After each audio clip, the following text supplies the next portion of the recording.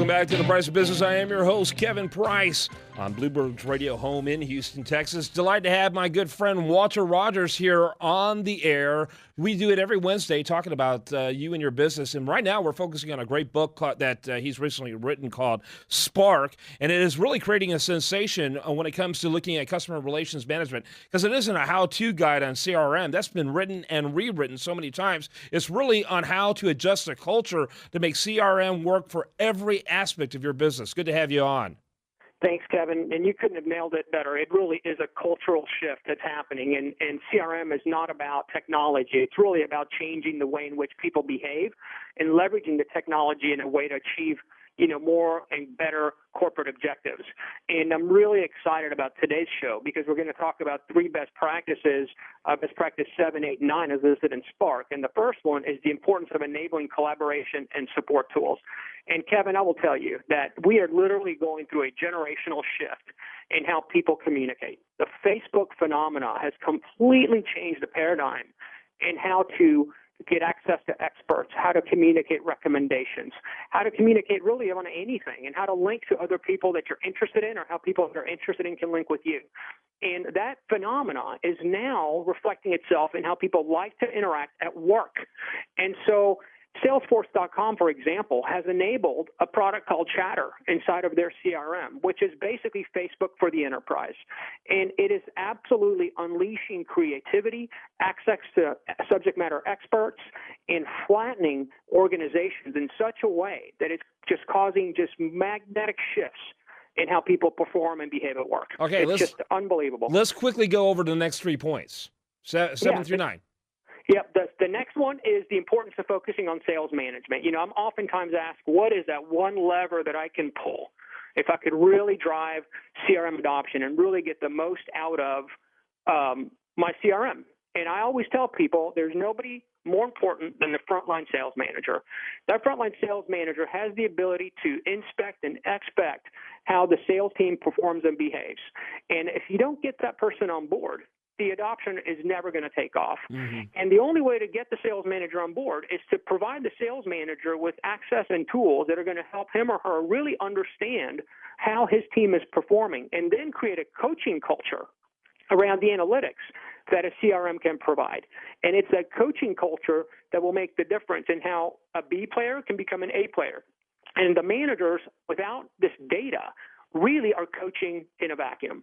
And the beauty of the CRM is it provides you really factual information to help advance your sales team's performance. The other thing is that a sales manager that leverages these social tools like Chatter can build an entire community in his sales team, his or her sales team. So especially if they're dispersed, it can create that one common thread that they can all stay connected within, share best practices, access experts, solve problems, and many, many other things. Yeah, awesome. And then the last one. The last one is really the importance of delivering both effective, strategic, and tactical training. CRM adoption and CRM training is not an event. It's a journey. And it begins by focusing on these 11 best practices that I listed in my book, Spark.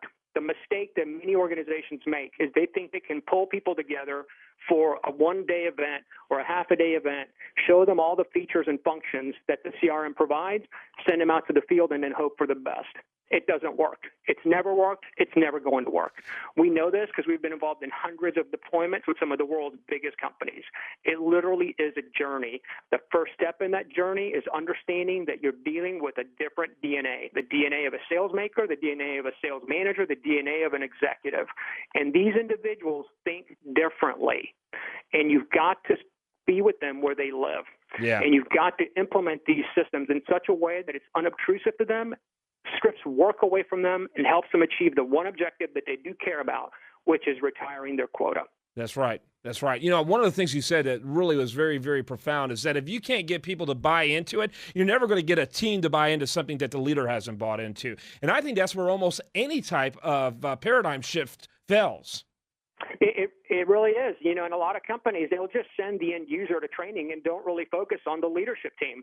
But without that leadership supporting commitment, which is typically built around some very specific KPIs or key performance indicators, then the likelihood of success goes down. And the ability to leverage these social collaboration tools as a way to foster and build communities inside of companies around things that they care about is one of the real massive levers that you can pull on to get people excited and interested, and not using the CRM because somebody's forcing it upon them, using it because they want to, because it's helping them achieve more of their own personal success and more of the corporation's success. Yeah, it's interesting. And, to me, it seems like a eureka moment when it came to seeing CRM from something other than a pure utility perspective. Talk about that. Yeah, it's not about the utility. You could use any tool. Now, some tools are clearly much better than others, but it's about a cultural transformation. It's about thinking of the CRM as your corporate nervous system that connects your sales force with your partners, with your finance organization, with your suppliers, with human resources, with all of the disparate components inside of a company that ultimately can influence the company's success. And that's a cultural shift, because in most companies, all of those functions are very siloed. They don't talk to each other very much. Mm-hmm. And what a CRM can do, and these social collaboration tools inside of the CRM, is break those silos down and create a culture of creativity, of communication, and of teamwork. Yeah. All of it around reaching the ultimate objective, which is serving their customer better than any of their competitors. Yeah, no question about it. And do you see technology changing as a result to understanding the cultural importance of CRM? To accommodate that? Yeah, technology is starting to make that shift. And, Chatter is an example of that, right? Chatter is an example? Chatter is absolutely an example of that. And it's probably the best example that we've seen in any CRM out there. And it's literally beginning to eliminate, in many cases, the use of email, or drastically reduce the use of email. Yeah. Chatter is a great tool for one-to-many communication. And unfortunately, email is oftentimes abused. So the technology is shifting. Salesforce.com is ahead of many other companies in this space.